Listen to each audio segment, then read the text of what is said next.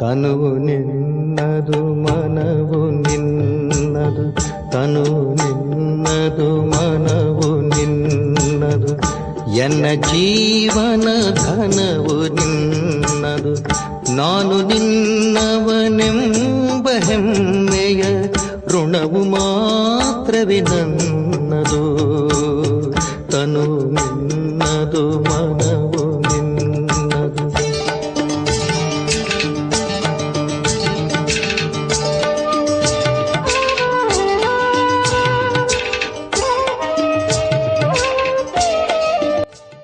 ಓಂ ಶಾಂತಿ. ಮುರಳಿಯ ದಿನಾಂಕ 24/4/2026. ಬಾಪ್ದಾದ ಮಧುಬನ. ಮಧುರ ಮಕ್ಕಳೇ, ಈಗ ಮರಳಿ ಮನೆಗೆ ಹೋಗಬೇಕಾಗಿದೆ. ಆದ್ದರಿಂದ ದೇಹದ ಅಭಿಮಾನವನ್ನು ಮರೆತು ತಮ್ಮನ್ನು ಅಶರೀರಿ ಆತ್ಮ ಎಂದು ತಿಳಿಯಿರಿ. ಎಲ್ಲದರಿಂದ ಮಮತ್ವವನ್ನು ಕಳೆಯಿರಿ. ಪ್ರಶ್ನೆ: ಸಂಗಮಯುಗದಲ್ಲಿ ನೀವು ಮಕ್ಕಳು ತಂದೆಯಿಂದ ಯಾವ ಬುದ್ಧಿವಂತಿಕೆಯನ್ನು ಕಲಿಯುತ್ತೀರಿ? ಉತ್ತರ: ತಮೋಪ್ರಧಾನರಿಂದ ಸತೋಪ್ರಧಾನರಾಗುವುದು ಹೇಗೆ, ತಮ್ಮ ಅದೃಷ್ಟವನ್ನು ಶ್ರೇಷ್ಠ ಮಾಡಿಕೊಳ್ಳುವುದು ಹೇಗೆ ಎಂಬ ಬುದ್ಧಿವಂತಿಕೆಯನ್ನು ಈಗಲೇ ನೀವು ಕಲಿಯುತ್ತೀರಿ. ಯಾರು ಎಷ್ಟು ಯೋಗಯುಕ್ತ ಮತ್ತು ಜ್ಞಾನಯುಕ್ತರಾಗಿದ್ದಾರೆಯೋ ಅವರದು ಅಷ್ಟೇ ಉನ್ನತಿಯಾಗುತ್ತಿರುತ್ತದೆ. ಉನ್ನತಿ ಮಾಡಿಕೊಳ್ಳುವ ಮಕ್ಕಳನ್ನು ಎಂದೂ ಮುಚ್ಚಿಡಲು ಸಾಧ್ಯವಿಲ್ಲ. ತಂದೆಯು ಪ್ರತಿಯೊಬ್ಬ ಮಗುವಿನ ಚಲನೆಯಿಂದಲೇ ಯಾವ ಮಗು ತನ್ನ ಶ್ರೇಷ್ಠ ಅದೃಷ್ಟವನ್ನು ರೂಪಿಸಿಕೊಳ್ಳುತ್ತಿದೆ ಎಂಬುದನ್ನು ತಿಳಿದುಕೊಳ್ಳುತ್ತಾರೆ. ಗೀತೆ: ಸತ್ತರೂ ನಿನ್ನ ಮಡಿಲಿನಲ್ಲಿಯೇ, ಬದುಕಿದರೂ ನಿನ್ನ ಮಡಿಲಿನಲ್ಲಿಯೇ. ಶಿವ ಭಗವಾನುವಾಚ್: ಎಲ್ಲ ಮಕ್ಕಳು ಈ ಗೀತೆಯನ್ನು ಕೇಳಿದಿರಿ. ಮಕ್ಕಳೇ ಎಂದು ಹೇಳಿದಾಗ ಎಲ್ಲ ಸೇವಾ ಕೇಂದ್ರಗಳ ಮಕ್ಕಳು ತಿಳಿದುಕೊಳ್ಳುತ್ತಾರೆ. ತಂದೆಯು ಮಕ್ಕಳೇ ಈ ಗೀತೆಯನ್ನು ಕೇಳಿದಿರಾ ಎಂದು ನಾವು ಬ್ರಾಹ್ಮಣರಿಗಾಗಿ ಹೇಳುತ್ತಾರೆ. ಗೀತೆಯಾಗಿದೆ ಜೀವಿಸಿದ್ದಂತೆಯೇ ಕೊರಳಿನ ಹಾರವಾಗುವುದಕ್ಕಾಗಿ, ಅರ್ಥಾತ್ ಮೂಲವತನದಲ್ಲಿ ತಂದೆಯ ಬಳಿ ಮನೆಯಲ್ಲಿ ಇರುವುದಕ್ಕಾಗಿ ಎಂದು. ಇದು ಶಿವತಂದೆಯ ಮನೆಯಲ್ಲವೇ? ಅಲ್ಲಿ ಎಲ್ಲ ಸಾಲಿಗ್ರಾಮಗಳಿರುತ್ತಾರೆ. ಮಕ್ಕಳು ಬ್ರಾಹ್ಮಣ ಕುಲಭೂಷಣರು, ಸ್ವದರ್ಶನ ಚಕ್ರಧಾರಿಗಳು ತಿಳಿದುಕೊಂಡಿದ್ದೀರಿ. ಅವಶ್ಯವಾಗಿ ಅದೇ ತಂದೆಯು ಬಂದಿದ್ದಾರೆ. ತಿಳಿಸುತ್ತಾರೆ, ಮಕ್ಕಳೇ ನೀವೀಗ ಅಶರೀರಿಯಾಗಬೇಕು, ಅರ್ಥಾತ್ ದೇಹದ ಅಭಿಮಾನವನ್ನು ಮರೆಯಬೇಕಾಗಿದೆ. ಈ ಹಳೆಯ ಪ್ರಪಂಚವಂತೂ ಸಮಾಪ್ತಿಯಾಗುವುದು. ಈ ಶರೀರವನ್ನಂತೂ ಬಿಡಬೇಕಾಗಿದೆ, ಅರ್ಥಾತ್ ಎಲ್ಲವನ್ನೂ ಬಿಡಬೇಕಾಗಿದೆ. ಏಕೆಂದರೆ ಈ ಪ್ರಪಂಚವೇ ಸಮಾಪ್ತಿಯಾಗುವುದಿದೆ. ಆದ್ದರಿಂದ ಈಗ ಮರಳಿ ಮನೆಗೆ ಹೋಗಬೇಕಾಗಿದೆ. ಎಲ್ಲ ಮಕ್ಕಳಿಗೆ ಈಗ ಖುಷಿಯಾಗುತ್ತದೆ. ಏಕೆಂದರೆ ಅರ್ಧ ಕಲ್ಪ ಮನೆಗೆ ಹೋಗುವುದಕ್ಕಾಗಿಯೇ ಬಹಳ ಅಲೆದಾಡಿದ್ದೀರಿ. ಆದರೆ ಮಾರ್ಗವು ಸಿಗಲೇ ಇಲ್ಲ. ಇನ್ನೂ ಭಕ್ತಿ ಮಾರ್ಗದ ಆಡಂಬರವನ್ನು ನೋಡಿ ಮನುಷ್ಯರು ಅದರಲ್ಲಿ ಸಿಲುಕುತ್ತಾರೆ. ಇದು ಭಕ್ತಿ ಮಾರ್ಗದ ಕೆಸರಾಗಿದೆ, ಯಾವುದರಲ್ಲಿ ಮನುಷ್ಯ ಮಾತ್ರರು ಕೊರಳಿನವರೆಗೆ ಮುಳುಗಿಬಿಟ್ಟಿದ್ದಾರೆ. ಈಗ ಮಕ್ಕಳು ಹೇಳುತ್ತಾರೆ, ಬಾಬಾ ನಾವು ಹಳೆಯ ಪ್ರಪಂಚ, ಹಳೆಯ ಶರೀರವನ್ನು ಮರೆಯುತ್ತೇವೆ. ಈಗ ತಮ್ಮ ಜೊತೆ ಅಶರೀರಿಯಾಗಿ ಮನೆಗೆ ಬರುತ್ತೇವೆ. ಪರಮಪಿತ ಪರಮಾತ್ಮನು ನಮ್ಮನ್ನು ಕರೆದುಕೊಂಡು ಹೋಗುವುದಕ್ಕಾಗಿ ಪರಮಧಾಮದಿಂದ ಬಂದಿದ್ದಾರೆ ಎಂದು ಎಲ್ಲರ ಬುದ್ಧಿಯಲ್ಲಿದೆ. ತಂದೆಯು ಕೇವಲ ಇದನ್ನೇ ಹೇಳುತ್ತಾರೆ, ನೀವು ಪವಿತ್ರರಾಗಿ ನನ್ನನ್ನು ನೆನಪು ಮಾಡಿರಿ. ಜೀವಿಸಿದ್ದಂತೆಯೇ ಸಾಯಬೇಕಾಗಿದೆ. ನಿಮಗೆ ಗೊತ್ತಿದೆ, ಅಲ್ಲಿ ಪರಮಧಾಮದಲ್ಲಿ ಆತ್ಮರಿರುತ್ತಾರೆ. ಆತ್ಮವಂತೂ ಬಿಂದುವಾಗಿದೆ. ನಿರಾಕಾರಿ ಪ್ರಪಂಚಕ್ಕೆ ಎಲ್ಲ ಆತ್ಮರು ಹೊರಟು ಹೋಗುವರು. ಎಷ್ಟು ಮಂದಿ ಮನುಷ್ಯರಿದ್ದಾರೆಯೋ ಅಷ್ಟು ಆತ್ಮರು ಅಲ್ಲಿರುತ್ತಾರೆ. ಆತ್ಮರು ಈ ಮಹಾತತ್ವದಲ್ಲಿ ಎಷ್ಟು ಸ್ಥಳವನ್ನು ತೆಗೆದುಕೊಳ್ಳಬಹುದು? ಶರೀರವಂತೂ ಇಷ್ಟು ದೊಡ್ಡದಾಗಿದೆ, ಎಷ್ಟೊಂದು ಸ್ಥಳ ಆಕ್ರಮಿಸುತ್ತದೆ. ಆದರೆ ಆತ್ಮಕ್ಕೆ ಎಷ್ಟು ಸ್ಥಳ ಬೇಕು? ನಾವು ಆತ್ಮರು ಇಷ್ಟು ಚಿಕ್ಕ ಸ್ಥಳವನ್ನು ಆಕ್ರಮಿಸುತ್ತೇವೆ, ಬಹಳ ಕಡಿಮೆ. ಮಕ್ಕಳಿಗೆ ಇವೆಲ್ಲ ಮಾತುಗಳನ್ನು ತಂದೆಯ ಮೂಲಕ ಕೇಳುವ ಸೌಭಾಗ್ಯವು ಈಗ ಸಿಗುತ್ತದೆ. ತಂದೆಯೇ ತಿಳಿಸುತ್ತಾರೆ, ನೀವು ಅಶರೀರಿಯಾಗಿ ಬಂದಿದ್ದೀರಿ, ನಂತರ ಶರೀರ ಧಾರಣೆ ಮಾಡಿ ಪಾತ್ರವನ್ನು ಅಭಿನಯಿಸಿದಿರಿ. ಈಗ ಪುನಃ ಜೀವಿಸಿದ್ದಂತೆಯೇ ಸಾಯಬೇಕಾಗಿದೆ, ಎಲ್ಲವನ್ನೂ ಮರೆಯಬೇಕಾಗಿದೆ. ತಂದೆಯು ಬಂದು ಸಾಯುವುದನ್ನು ಕಲಿಸುತ್ತಾರೆ ಮತ್ತು ತಮ್ಮ ತಂದೆಯನ್ನು, ಮನೆಯನ್ನು ನೆನಪು ಮಾಡಿ ಹೆಚ್ಚಿನ ಪುರುಷಾರ್ಥ ಮಾಡಿ ಎಂದು ಹೇಳುತ್ತಾರೆ. ಯೋಗದಲ್ಲಿ ಇರುವುದರಿಂದ ಪಾಪಗಳು ನಾಶವಾಗುತ್ತದೆ. ನಂತರ ಆತ್ಮವು ತಮೋಪ್ರಧಾನದಿಂದ ಸತೋಪ್ರಧಾನವಾಗಿ ಬಿಡುತ್ತದೆ. ಆದ್ದರಿಂದ ತಂದೆಯು ಸಲಹೆ ನೀಡುತ್ತಾರೆ, ಕಲ್ಪದ ಮೊದಲು ಸಹ ತಿಳಿಸಿದ್ದೆನೋ, ದೇಹದ ಎಲ್ಲ ಸಂಬಂಧಗಳನ್ನು ಬಿಟ್ಟು ನನ್ನೊಬ್ಬನನ್ನೇ ನೆನಪು ಮಾಡಿ. ಎಲ್ಲರ ತಂದೆಯೂ ಅವರೊಬ್ಬರೇ ಅಲ್ಲವೇ? ನೀವು ಪ್ರಜಾಪಿತ ಬ್ರಹ್ಮನ ಮುಖವಂಶಾವಳಿ ಮಕ್ಕಳಾಗಿದ್ದೀರಿ. ಜ್ಞಾನವನ್ನು ಪಡೆಯುತ್ತಾ ಇರುತ್ತೀರಿ. ಶಿವನ ಸಂತಾನರಂತೂ ಆಗಿಯೇ ಇದ್ದೀರಿ. ಇದಂತೂ ಎಲ್ಲರಿಗೆ ನಿಶ್ಚಯವಿದೆ. ನಾವು ಭಗವಂತನ ಮಕ್ಕಳಾಗಿದ್ದೇವೆ. ಆದರೆ ಅವರ ನಾಮ ರೂಪ ದೇಶ ಕಾಲವನ್ನು ಮರೆಯುವ ಕಾರಣ ಭಗವಂತನ ಪ್ರತಿ ಯಾರಿಗೂ ಅಷ್ಟೊಂದು ಪ್ರೀತಿ ಇರುವುದಿಲ್ಲ. ಆದರೂ ಸಹ ಯಾರಿಗೂ ದೋಷ ಹೊರಿಸುವಂತಿಲ್ಲ, ಏಕೆಂದರೆ ಇದೂ ಸಹ ನಾಟಕದಲ್ಲಿ ನಿಗದಿಯಾಗಿದೆ. ತಂದೆಯು ತಿಳಿಸುತ್ತಾರೆ, ನೀವಾತ್ಮರು ಎಷ್ಟು ಚಿಕ್ಕ ಬಿಂದುವಾಗಿದ್ದೀರಿ. ಅದರಲ್ಲಿ 84 ಜನ್ಮಗಳ ಪಾತ್ರವು ನೋಂದಾವಣೆಯಾಗಿದೆ. ಇದು ಎಷ್ಟು ಅದ್ಭುತವಾಗಿದೆ. ಆತ್ಮವು ಹೇಗೆ ಶರೀರವನ್ನು ತೆಗೆದುಕೊಂಡು ಪಾತ್ರವನ್ನು ಅಭಿನಯಿಸುತ್ತದೆ. ಈಗ ನಿಮಗೆ ಬೇಹದ್ದಿನ ಪಾತ್ರದ ಬಗ್ಗೆ ತಿಳಿದಿದೆ. ಈ ಜ್ಞಾನವು ಬೇರೆ ಯಾರಿಗೂ ಇಲ್ಲ. ನೀವು ಸಹ ದೇಹಾಭಿಮಾನಿಗಳಾಗಿದ್ದೀರಿ. ಈಗ ಎಷ್ಟೊಂದು ಪರಿವರ್ತನೆಯಾಗಿದ್ದೀರಿ. ಅದು ಸಹ ಪ್ರತಿಯೊಬ್ಬರ ಅದೃಷ್ಟದ ಮೇಲಿದೆ. ಕಲ್ಪದ ಹಿಂದಿನ ಅದೃಷ್ಟದ ಸಾಕ್ಷಾತ್ಕಾರವು ಈಗ ಆಗುತ್ತಿದೆ. ಪ್ರಪಂಚದಲ್ಲಿ ಎಷ್ಟೊಂದು ಮಂದಿ ಮನುಷ್ಯರಿದ್ದಾರೆ. ಪ್ರತಿಯೊಬ್ಬರದು ತಮ್ಮದೇ ಆದ ಅದೃಷ್ಟವಿದೆ. ಯಾರು ಎಂತೆಂತಹ ಕರ್ಮ ಮಾಡಿದ್ದಾರೆಯೋ ಅದರ ಅನುಸಾರ ಸುಖಿ ದುಃಖಿ, ಬಡವ ಶ್ರೀಮಂತರಾಗುತ್ತಾರೆ. ಆತ್ಮವೇ ಆಗುತ್ತದೆ. ಆತ್ಮವು ಹೇಗೆ ಸುಖದಲ್ಲಿ ಬರುತ್ತದೆ ನಂತರ ದುಃಖದಲ್ಲಿ ಬರುತ್ತದೆ ಎಂಬುದನ್ನು ತಂದೆಯು ತಿಳಿಸುತ್ತಾರೆ. ತಮೋಪ್ರಧಾನರಿಂದ ಸತೋಪ್ರಧಾನರಾಗುವ ಬುದ್ಧಿವಂತಿಕೆಯನ್ನು ಕಲ್ಪದ ಹಿಂದಿನ ತರಹ ತಂದೆಯೇ ಕಲಿಸುತ್ತಾರೆ. ಯಾರು ಎಷ್ಟು ಬುದ್ಧಿವಂತಿಕೆಯನ್ನು ಹೊಂದಿದ್ದಾರೆಯೋ ಅಷ್ಟೇ ಈಗ ಪಡೆದುಕೊಳ್ಳುತ್ತಿದ್ದಾರೆ. ಅಂತಿಮದಲ್ಲಿ ಪ್ರತಿಯೊಬ್ಬರ ಅದೃಷ್ಟವು ತಿಳಿದುಬರುತ್ತದೆ. ನಂತರ ಕಲ್ಪಕಲ್ಪವು ಇದೇ ರೀತಿ ಪ್ರತಿಯೊಬ್ಬರ ಅದೃಷ್ಟವಿರುವುದು ಎಂದು ಹೇಳುತ್ತಾರೆ. ಯಾರು ಒಳ್ಳೆಯ ಯೋಗಯುಕ್ತ ಜ್ಞಾನಯುಕ್ತರಾಗಿರುವರೋ ಅವರು ಸರ್ವೀಸನ್ನೂ ಮಾಡುತ್ತಾ ಇರುವರು. ವಿದ್ಯೆಯಲ್ಲಿ ಸದಾ ಉನ್ನತಿಯಾಗುತ್ತಾ ಇರುತ್ತದೆ. ಕೆಲವು ಮಕ್ಕಳು ಬಹುಬೇಗನೆ ಉನ್ನತಿಯನ್ನು ಪಡೆದುಕೊಳ್ಳುತ್ತಾರೆ. ಇನ್ನೂ ಕೆಲವರು ಬಹಳ ತಲೆಕೆಡಿಸಿಕೊಳ್ಳುತ್ತಾರೆ. ಇಲ್ಲಿಯೂ ಹಾಗೆಯೇ. ಕಲ್ಪದ ಹಿಂದಿನ ತರಹ ಯಾರ್ಯಾರು ಉನ್ನತಿ ಮಾಡಿಕೊಳ್ಳುವರೋ ಅವರು ಮುಚ್ಚಲ್ಪಡಲು ಸಾಧ್ಯವಿಲ್ಲ. ತಂದೆಗಂತೂ ಗೊತ್ತಿದೆಯಲ್ಲವೇ, ಎಲ್ಲರ ಸಂಬಂಧವು ಶಿವತಂದೆಯೊಂದಿಗೆ ಇದೆ. ಇವರೂ ಸಹ ಮಕ್ಕಳ ಚಲನೆಯನ್ನು ನೋಡುತ್ತಾ ತಿಳಿದುಕೊಳ್ಳುತ್ತಾರೆ ಮತ್ತು ಶಿವತಂದೆಯೂ ಸಹ ನೋಡುತ್ತಾರೆ. ಭಲೆ ಬ್ರಹ್ಮಾರವರಿಂದ ಯಾರಾದರೂ ಮುಚ್ಚಿಡಬಹುದು, ಆದರೆ ಶಿವತಂದೆಯಿಂದ ಮುಚ್ಚಿಡಲು ಸಾಧ್ಯವಿಲ್ಲ. ಭಕ್ತಿ ಮಾರ್ಗದಲ್ಲೇ ಪರಮಾತ್ಮನಿಂದ ಮುಚ್ಚಿಡಲಾಗುವುದಿಲ್ಲ ಅಂದ ಮೇಲೆ ಜ್ಞಾನ ಮಾರ್ಗದಲ್ಲಿ ಇದು ಹೇಗೆ ಸಾಧ್ಯ? ತಂದೆಯು ತಿಳಿಸುತ್ತಾ ಇರುತ್ತಾರೆ, ವಿದ್ಯೆಯು ಬಹಳ ಸಹಜವಾಗಿದೆ. ಕರ್ಮವನ್ನೂ ಮಾಡಬೇಕಾಗಿದೆ. ಮಿತ್ರ ಸಂಬಂಧಿಗಳ ಬಳಿ ಹಳೆಯ ಪ್ರಪಂಚದಲ್ಲಿಯೇ ಇರಬೇಕಾಗಿದೆ. ಅಲ್ಲಿ ಇದ್ದು ಪರಿಶ್ರಮ ಪಡಬೇಕಾಗಿದೆ. ಇಲ್ಲಿ ಇದ್ದುಕೊಂಡು ಪುರುಷಾರ್ಥ ಮಾಡುವವರಿಗಿಂತಲೂ ಮನೆಯಲ್ಲಿದ್ದು ಪುರುಷಾರ್ಥ ಮಾಡುವವರೇ ತೀಕ್ಷ್ಣವಾಗಿ ಮುಂದೆ ಹೋಗುತ್ತಾರೆ. ಅಂತಹ ಲಗನಿದ್ದಾಗ ಮಾತ್ರ. ಶಾಸ್ತ್ರಗಳಲ್ಲಿ ಅರ್ಜುನ ಮತ್ತು ಏಕಲವ್ಯನ ದೃಷ್ಟಾಂತವಿದೆಯಲ್ಲವೇ? ಬಲೆ ಏಕಲವ್ಯನು ಹೊರಗಡೆ ಇರುವವನಾಗಿದ್ದನು, ಆದರೆ ಅಭ್ಯಾಸದಿಂದ ಅವನು ಅರ್ಜುನನಿಗಿಂತಲೂ ಬಾಣ ಹೊಡೆಯುವುದರಲ್ಲಿ ಬುದ್ಧಿವಂತನಾಗಿ ಬಿಟ್ಟನು. ಹಾಗೆಯೇ ಗೃಹಸ್ಥ ವ್ಯವಹಾರದಲ್ಲಿದ್ದು ಕಮಲಪುಷ್ಪ ಸಮಾನ ಇರಬೇಕಾಗಿದೆ. ಇದನ್ನು ಸಹ ನೀವು ದೃಷ್ಟಾಂತವನ್ನು ನೋಡುತ್ತೀರಿ. ಗೃಹಸ್ಥ ವ್ಯವಹಾರದಲ್ಲಿದ್ದು ಬಹಳ ಒಳ್ಳೆಯ ಸೇವೆ ಮಾಡುತ್ತಾರೆ. ಅವರು ಹೆಚ್ಚು ವೃದ್ಧಿಯನ್ನು ಹೊಂದುತ್ತಾ ಇರುತ್ತಾರೆ. ಇಲ್ಲಿರುವವರನ್ನೂ ಸಹ ಮಾಯೆಯು ಬಿಡುವುದಿಲ್ಲ. ತಂದೆಯ ಬಳಿ ಬಂದು ಬಿಟ್ಟರೆ ಎಲ್ಲದರಿಂದ ಮುಕ್ತರಾಗಿ ಬಿಡುತ್ತಾರೆ ಎಂದಲ್ಲ. ಪ್ರತಿಯೊಬ್ಬರದು ತಮ್ಮ ತಮ್ಮದೇ ಆದ ಪುರುಷಾರ್ಥವಾಗಿದೆ. ಇಲ್ಲಿರುವವರಿಗಿಂತಲೂ ಗೃಹಸ್ಥ ವ್ಯವಹಾರದಲ್ಲಿರುವವರು ಚೆನ್ನಾಗಿ ಪುರುಷಾರ್ಥ ಮಾಡುವರು. ಬಹಳ ಒಳ್ಳೆಯ ಸಾಹಸವನ್ನು ತೋರಿಸಬಹುದು. ಅಂಥವರಿಗೆ ಮಹಾವೀರರು ಎಂದು ಹೇಳಲಾಗುತ್ತದೆ. ಯಾರು ಬೇಕಾದರೂ ಗೃಹಸ್ಥ ವ್ಯವಹಾರದಲ್ಲಿದ್ದು ಕಮಲಪುಷ್ಪ ಸಮಾನ ಇದ್ದು ತೋರಿಸಿ. ಬಾಬಾ ತಾವಂತೂ ಬಿಟ್ಟಿದ್ದೀರಿ ಎಂದು ಹೇಳುತ್ತಾರೆ. ತಂದೆಯು ತಿಳಿಸುತ್ತಾರೆ, ನಾನೆಲ್ಲಿ ಬಿಟ್ಟಿದ್ದೇನೆ? ನನ್ನನ್ನೇ ಬಿಟ್ಟು ಹೋಗಿದ್ದಾರೆ. ತಂದೆಯಂತೂ ಯಾರನ್ನೂ ಬಿಟ್ಟು ಬರಲಿಲ್ಲ. ಮನೆಗೆ ಇನ್ನೂ ಹೆಚ್ಚು ಮಕ್ಕಳು ಬಂದು ಬಿಟ್ಟರು. ಬಾಕಿ ಕನ್ಯೆಯರಿಗಾಗಿ ತಂದೆಯು ತಿಳಿಸುತ್ತಾರೆ, ನೀವು ಈ ಈಶ್ವರೀಯ ಸೇವೆ ಮಾಡಿ. ಇವರೂ ತಂದೆ, ಅವರೂ ತಂದೆಯಾಗಿದ್ದಾರೆ. ಕುಮಾರರೂ ಸಹ ಆದಿಯಲ್ಲಿ ಅನೇಕರು ಬಂದರು, ಆದರೆ ಈ ಪುರುಷಾರ್ಥದಲ್ಲಿ ಆಗಲಿಲ್ಲ. ಶ್ರೀಮತದಂತೆ ನಡೆಯಲಿಲ್ಲ. ಕನ್ಯೆಯರು ಬಹಳ ಚೆನ್ನಾಗಿ ನಿಲ್ಲುತ್ತಾರೆ. ಕನ್ಯೆ 100 ಮಂದಿ ಬ್ರಾಹ್ಮಣರಿಗಿಂತಲೂ ಉತ್ತಮಳು ಎಂದು ಹೇಳಲಾಗುತ್ತದೆ. ಅಂದಾಗ ಯಾರು 21 ಕುಲದ ಉದ್ಧಾರ ಮಾಡುವರೋ, ಜ್ಞಾನದ ಬಾಣ ಹೊಡೆಯುವರೋ ಅವರೇ ಕನ್ಯೆಯರು. ಬಾಕಿ ಯಾರು ಗೃಹಸ್ಥದಲ್ಲಿರುವರೋ ಅವರು ಸಹ ಬೀಕೆ ಆದರು. ಮುಂದೆ ಹೋದಂತೆ ಅವರ ಬಂಧನವೂ ಸಮಾಪ್ತಿಯಾಗುವುದು.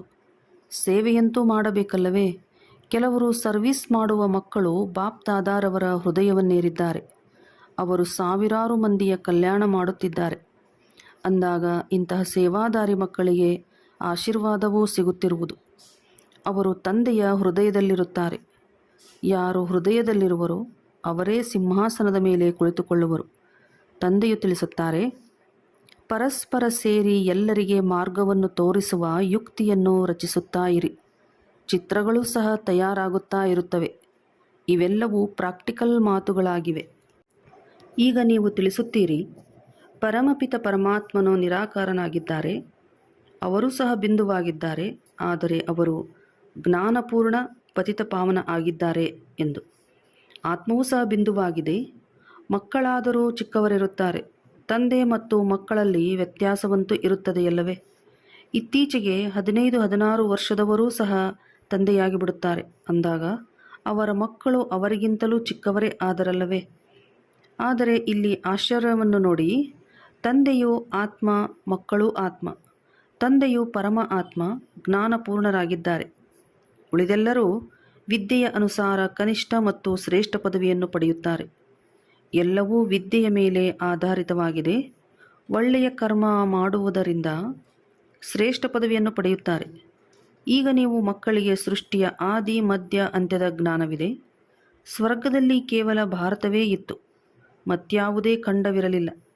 ಆದ್ದರಿಂದ ಚಿಕ್ಕದಾದ ನವಭಾರತದಲ್ಲಿ ತಮ್ಮ ಸ್ವರ್ಗವನ್ನು ತೋರಿಸಿ, ಹೇಗೆ ದ್ವಾರಿಕಾ ಹೆಸರಲ್ಲ, ಲಕ್ಷ್ಮೀನಾರಾಯಣರ ವಂಶಾಳಿಯ ರಾಜ್ಯವೆಂದು ಬರೆಯಬೇಕು. ಬುದ್ಧಿಯು ಹೇಳುತ್ತದೆ, ಸತ್ಯಯುಗದಲ್ಲಿ ಮೊದಲು ದೈವೀ ಪರಿವಾರದ ರಾಜ್ಯವಿರುವುದು. ಅವರ ಗ್ರಾಮಗಳಿರುತ್ತವೆ, ಚಿಕ್ಕ ಚಿಕ್ಕ ಶಾಖೆಗಳೂ ಇರುತ್ತವೆ. ಇದನ್ನು ವಿಚಾರ ಸಾಗರ ಮಂಥನ ಮಾಡಬೇಕು. ಜೊತೆಗೆ ಶಿವತಂದೆಯೊಂದಿಗೆ ಬುದ್ಧಿಯೋಗವನ್ನಿಡಬೇಕಾಗಿದೆ. ನಾವು ನೆನಪಿನಿಂದಲೇ ರಾಜ್ಯ ಭಾಗ್ಯವನ್ನು ತೆಗೆದುಕೊಳ್ಳುತ್ತೇವೆ. ನೆನಪಿನಿಂದಲೇ ತುಕ್ಕು ಕಳೆಯುವುದು. ಇದರಲ್ಲಿಯೇ ಎಲ್ಲ ಪರಿಶ್ರಮವಿದೆ. ಕೆಲವರ ಬುದ್ಧಿಯು ಹೊರಗೆ ಅಲೆದಾಡುತ್ತಿರುತ್ತದೆ. ಇಲ್ಲಿ ಕುಳಿತಿದ್ದರೂ ಸಹ ಇಡೀ ಸಮಯ ನೆನಪಿನಲ್ಲಿರುವುದಿಲ್ಲ. ಬುದ್ಧಿಯು ಬೇರೆ ಕಡೆ ಹೋಗುತ್ತಿರುವುದು. ಭಕ್ತಿ ಮಾರ್ಗದಲ್ಲಿಯೂ ಇದೇ ರೀತಿಯಾಗುತ್ತದೆ. ಶ್ರೀಕೃಷ್ಣನ ಭಕ್ತಿ ಮಾಡುತ್ತಾ ಮಾಡುತ್ತಾ ಬುದ್ಧಿಯು ಇನ್ನೊಂದು ಕಡೆ ಹೊರಟು ಹೋಗುತ್ತದೆ. ನವದಾ ಭಕ್ತಿ ಮಾಡುವವರು ಸಾಕ್ಷಾತ್ಕಾರಕ್ಕಾಗಿ ಬಹಳ ಪರಿಶ್ರಮ ಪಡುತ್ತಾರೆ. ಕೃಷ್ಣನ ವಿನಃ ಮತ್ಯಾರೂ ನೆನಪಿಗೆ ಬರಬಾರದು ಎಂದು ಎಷ್ಟು ಗಂಟೆಗಳವರೆಗೆ ಕುಳಿತುಕೊಳ್ಳುತ್ತಾರೆ. ಬಹಳ ಪರಿಶ್ರಮವಿದೆ. ಇದರಲ್ಲಿ 8ರ ಮಾಲೆ ಮತ್ತು 16,108ರ ಮಾಲೆಯಾಗುತ್ತದೆ. ಅವರಂತೂ ಲಕ್ಷಾಂತರ ಮಣಿಗಳ ಮಾಲೆಯನ್ನು ತೋರಿಸುತ್ತಾರೆ. ಆದರೆ ಜ್ಞಾನ ಮಾರ್ಗದ ಮಾಲೆಯು ಬಹಳ ಅಮೂಲ್ಯವಾಗಿದೆ. ಭಕ್ತಿ ಮಾರ್ಗದ್ದು ಸಸ್ತಾ ಆಗಿದೆ, ಏಕೆಂದರೆ ಇಲ್ಲಿ ಆತ್ಮಿಕ ಪರಿಶ್ರಮವಿದೆ. ಅವರಂತೂ ಕೃಷ್ಣನನ್ನು ನೋಡಿ ಖುಷಿಯಾಗಿ ನರ್ತನ ಮಾಡುತ್ತಾರೆ. ಭಕ್ತಿ ಮತ್ತು ಜ್ಞಾನದಲ್ಲಿ ಹಗಲು ರಾತ್ರಿಯ ವ್ಯತ್ಯಾಸವಿದೆ. ಅದರಲ್ಲಿ ಕೃಷ್ಣನನ್ನು ನೆನಪು ಮಾಡಿದರೆ ತುಕ್ಕು ಕಳೆಯುವುದು ಎಂದು ಹೇಳುವುದಿಲ್ಲ. ಇಲ್ಲಂತೂ ತಿಳಿಸಲಾಗುತ್ತದೆ, ಶಿವತಂದೆಯನ್ನು ಎಷ್ಟು ನೆನಪು ಮಾಡುತ್ತೀರೋ ಅಷ್ಟು ಪಾಪ ನಾಶವಾಗುತ್ತದೆ. ನೀವು ಮಕ್ಕಳು ಈಗ ಯೋಗ ಬಲದಿಂದ ವಿಶ್ವದ ಮಾಲೀಕರಾಗುತ್ತೀರಿ. ಇದು ಯಾರಿಗೂ ಕನಸಿನಲ್ಲಿಯೂ ವಿಚಾರವಿರುವುದಿಲ್ಲ. ಲಕ್ಷ್ಮೀನಾರಾಯಣರು ಯುದ್ಧ ಇತ್ಯಾದಿಗಳನ್ನು ಮಾಡಲಿಲ್ಲ ಅಂದ ಮೇಲೆ ವಿಶ್ವದ ಮಾಲೀಕರು ಹೇಗಾದರು? ಇದನ್ನು ನೀವು ಮಕ್ಕಳೇ ತಿಳಿದುಕೊಂಡಿದ್ದೀರಿ. ತಂದೆಯು ತಿಳಿಸುತ್ತಾರೆ, ಯೋಗ ಬಲದಿಂದ ನಿಮಗೆ ರಾಜ್ಯ ಭಾಗ್ಯ ಸಿಗುವುದು. ಆದರೆ ಅದೃಷ್ಟದಲ್ಲಿಲ್ಲದಿದ್ದರೆ ಪುರುಷಾರ್ಥವನ್ನೇ ಮಾಡುವುದಿಲ್ಲ, ಸೇವಾದಾರಿಗಳಾಗುವುದಿಲ್ಲ. ಹೀಗಿಯೇ ಪ್ರದರ್ಶನಿ ಮಾಡಿ ಎಂದು ಶಿವತಂದೆಯು ಸಲಹೆಯನ್ನು ನೀಡುತ್ತಿರುತ್ತಾರೆ. ಕೊನೆ ಪಕ್ಷ 150-200 ಪ್ರದರ್ಶನಿಗಳನ್ನು ಒಂದೇ ದಿನದಲ್ಲಿ ಇಡಬೇಕು. ಹಳ್ಳಿಗಳಲ್ಲಿ ಸುತ್ತಾಡಿದಿರಿ. ಎಷ್ಟು ಸೇವಾ ಕೇಂದ್ರಗಳವೋ ಅಷ್ಟು ಪ್ರದರ್ಶನಿಗಳು. ಒಂದೊಂದು ಸೇವಾ ಕೇಂದ್ರದಲ್ಲಿಯೂ ಪ್ರದರ್ಶನವನ್ನಿಟ್ಟಾಗ ತಿಳಿಸಲು ಸಹಜವಾಗುವುದು. ದಿನ ಪ್ರತಿದಿನ ಸೇವಾ ಕೇಂದ್ರಗಳು ದೊಡ್ಡದಾಗುತ್ತಾ ಹೋಗುತ್ತವೆ. ಅದರಲ್ಲಿ ಚಿತ್ರ ಇತ್ಯಾದಿಗಳನ್ನು ಹಾಕಬಹುದು. ಚಿತ್ರಗಳ ಅನ್ವೇಷಣೆಯೂ ನಡೆಯುತ್ತಿರುತ್ತದೆ. ವೈಕುಂಠದ ಚಿತ್ರವನ್ನು ಬಹಳ ಸುಂದರ ಮಹಲುಗಳಿಂದ ಕೂಡಿರುವ ಭಾರತದ ದೃಶ್ಯವನ್ನು ಮಾಡಿಸಬೇಕು. ಮುಂದೆ ಹೋದಂತೆ ತಿಳಿಸುವುದಕ್ಕಾಗಿ ಬಹಳ ಒಳ್ಳೊಳ್ಳೆಯ ಚಿತ್ರಗಳು ತಯಾರಾಗುತ್ತಾ ಹೋಗುತ್ತವೆ. ವಾನಪ್ರಸ್ಥ ಸ್ಥಿತಿಯವರು ನಡೆದಾಡುತ್ತಾ ತಿರುಗಾಡುತ್ತಲೂ ಸೇವೆ ಮಾಡುತ್ತೀರಿ. ಯಾರ ಭಾಗ್ಯವು ಉದಯವಾಗುವುದು ಅವರು ಬಂದೇ ಬರುತ್ತಾರೆ. ಕೆಲವು ಮಕ್ಕಳು ಕುಕರ್ಮ ಮಾಡಿ ತಮ್ಮ ಮರ್ಯಾದೆಯನ್ನು ಕಳೆದುಕೊಳ್ಳುತ್ತಾರೆ. ಅಂದಾಗ ಅವರು ಯಜ್ಞದ ಮರ್ಯಾದೆಯನ್ನು ಕಳೆಯುತ್ತಾರೆ ಎಂದರ್ಥ. ಎಂತಹ ಚಲನೆಯೋ ಅಂತಹ ಪದವಿ. ಯಾರು ಅನೇಕರಿಗೆ ಸುಖ ಕೊಡುವರೋ ಅವರ ಹೆಸರನ್ನು ಗಾಯನ ಮಾಡಲಾಗುತ್ತದೆ. ಈಗ ಸರ್ವಗುಣಗಳಲ್ಲಿ ಸಂಪನ್ನರಂತೂ ಆಗಿಲ್ಲ ಅಲ್ಲವೇ? ಕೆಲವರು ಬಹಳ ಚೆನ್ನಾಗಿ ಸರ್ವಿಸ್ ಮಾಡುತ್ತಿದ್ದಾರೆ. ಅಂಥವರ ಹೆಸರನ್ನು ಕೇಳಿ ತಂದೆಯು ಬಹಳ ಖುಷಿಪಡುತ್ತಾರೆ. ಸೇವಾದಾರಿ ಮಕ್ಕಳನ್ನು ನೋಡಿ ತಂದೆಯು ಖುಷಿಪಡುವರಲ್ಲವೇ? ಸರ್ವೀಸಿನಲ್ಲಿ ಒಳ್ಳೆಯ ಪರಿಶ್ರಮ ಪಡುತ್ತಿರುತ್ತಾರೆ. ಸೇವಾ ಕೇಂದ್ರಗಳನ್ನು ತೆರೆಯುತ್ತಿರುತ್ತಾರೆ. ಇದರಿಂದ ಸಾವಿರಾರು ಮಂದಿಯ ಕಲ್ಯಾಣವಾಗುವುದು. ಅವರ ಮೂಲಕ ಮತ್ತೆ ಅನೇಕರು ವೃದ್ಧಿಯಾಗುತ್ತಾ ಹೋಗುವರು. ಸಂಪೂರ್ಣರಂತೂ ಯಾರೂ ಆಗಿಲ್ಲ. ಒಂದಲ್ಲ ಒಂದು ತಪ್ಪುಗಳು ಆಗುತ್ತಿರುತ್ತವೆ. ಮಾಯೆಯು ಬಿಡುವುದಿಲ್ಲ. ಎಷ್ಟು ಸರ್ವೀಸ್ ಮಾಡಿ ತಮ್ಮ ಉನ್ನತಿ ಮಾಡಿಕೊಳ್ಳುವಿರೋ ಅಷ್ಟೇ ಹೃದಯವನ್ನೇರುತ್ತೀರಿ, ಅಷ್ಟೇ ಶ್ರೇಷ್ಠ ಪದವಿಯನ್ನು ಪಡೆಯುತ್ತೀರಿ. ಮತ್ತೆ ಕಲ್ಪಕಲ್ಪವೂ ಇಂತಹ ಪದವಿಯೇ ಆಗುವುದು.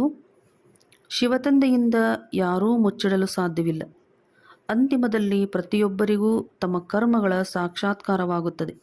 ಆದರೆ ಏನು ಮಾಡಲು ಸಾಧ್ಯ? ಬಿಕ್ಕಿ ಬಿಕ್ಕಿ ಅಳಬೇಕಾಗುವುದು. ಆದ್ದರಿಂದ ತಂದೆಯು ತಿಳಿಸುತ್ತಿರುತ್ತಾರೆ, ಮಕ್ಕಳೇ, ಅಂತ್ಯದಲ್ಲಿ ಶಿಕ್ಷೆಗೆ ಭಾಗಿಯಾಗುವ ಪಶ್ಚಾತ್ತಾಪ ಪಡುವಂತಹ ಯಾವುದೇ ಕರ್ಮವನ್ನು ಈಗ ಮಾಡಬೇಡಿ. ಆದರೆ ಎಷ್ಟಾದರೂ ತಿಳಿಸಿ, ಅದೃಷ್ಟದಲ್ಲಿ ಇಲ್ಲದಿದ್ದರೆ ಅಂಥವರು ಪುರುಷಾರ್ಥ ಮಾಡುವುದೇ ಇಲ್ಲ. ಈಗಿನ ಮನುಷ್ಯರಂತೂ ತಂದೆಯನ್ನು ಅರಿತುಕೊಂಡಿಲ್ಲ. ಭಗವಂತನನ್ನು ನೆನಪು ಮಾಡುತ್ತಾರೆ, ಆದರೆ ತಿಳಿದುಕೊಂಡಿಲ್ಲ.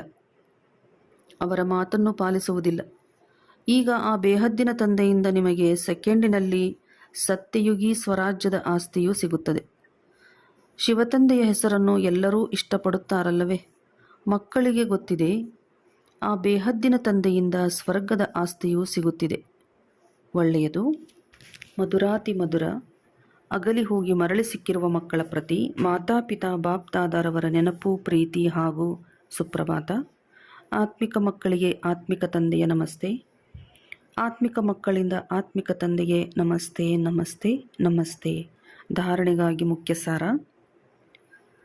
ತಮ್ಮ ಚಲನೆಯಿಂದ ತಂದೆ ಹಾಗೂ ಯಜ್ಞದ ಹೆಸರನ್ನು ಪ್ರಖ್ಯಾತಗೊಳಿಸಬೇಕಾಗಿದೆ.